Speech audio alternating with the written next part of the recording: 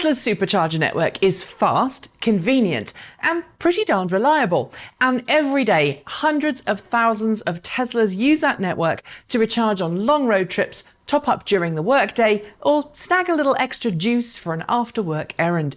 In the last few months, we've seen Tesla increase the power capabilities of its supercharger network, rolling out and switching on its first V3 Supercharger stations, which can charge the newest Teslas at speeds in excess of 1,000 miles of range per hour. Older vehicles have benefited from improvements to quick charging too, with V2 Supercharger stations getting new firmware that improves their power output from 120 kilowatts to 150 kilowatts, or at least for cars with 100 kilowatt-hour battery packs. This rollout has not only meant that Tesla customers can charge their cars up to 25% faster on V2 Superchargers, but also means that more people can get through a busy supercharger site in an hour.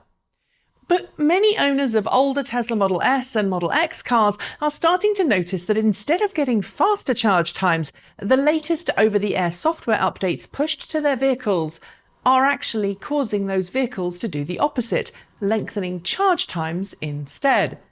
What has these owners more confused is that some vehicles seem to be suffering from a slowdown in charge times, while others are not. And in the past week or two, we've had several people reach out and ask us why. Of course, as is always the case with reports like this, we try to get to the bottom of the data and we try and understand what's been tried so far. Thanks to a very informative forum post on the Tesla Owners Club of Western Australia, as well as data from owners across Europe, I've got some background as to what I think caused the problem.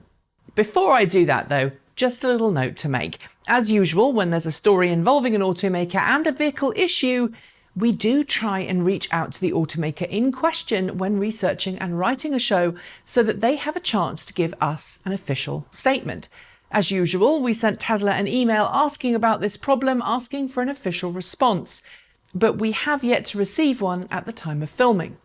If we do eventually get one, we'll make sure to mention it in the show notes below. According to those who've experienced the issue, it seems to be tied with version 2019.16.1 or more recent, and seems to focus on just 85 kilowatt-hour battery pack Teslas.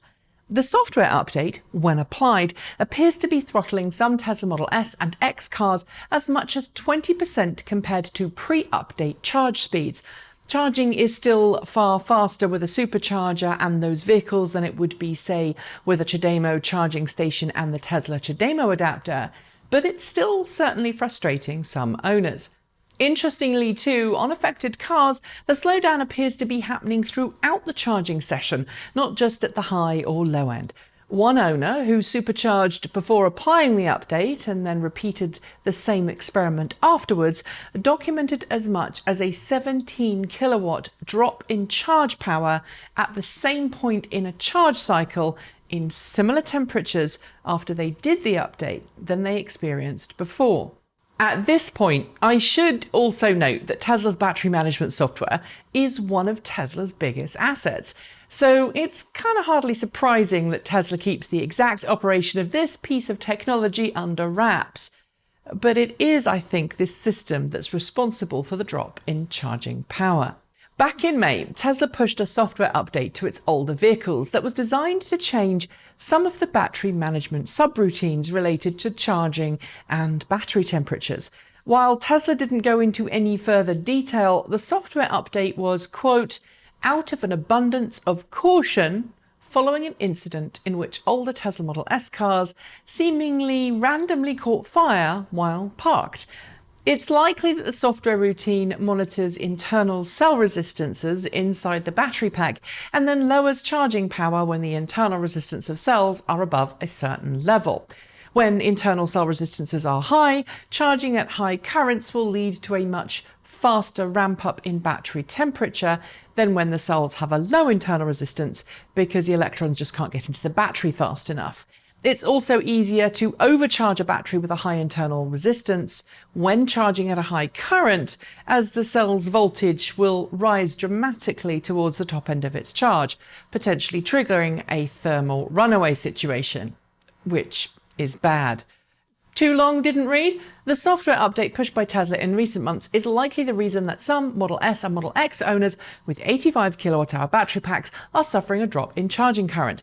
Those lower charging currents are being implemented in order to protect the cells in their car's battery pack, either because the car's battery management system has noticed the batteries are starting to show signs of aging or some other issue.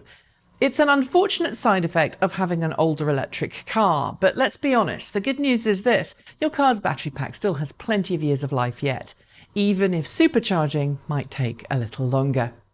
That's it. Thanks for watching. Let us know if you liked it or you didn't like it below. Scribble a comment, hit the notification bell so you don't miss out on our next episode. And if you'd like to help us make more of these episodes, please do consider sending $1 or $2 our way every month through Patreon, buy us a coffee through Ko-fi, or visit our merch store and buy some swag. I'll be back soon with another episode, but until then, keep evolving.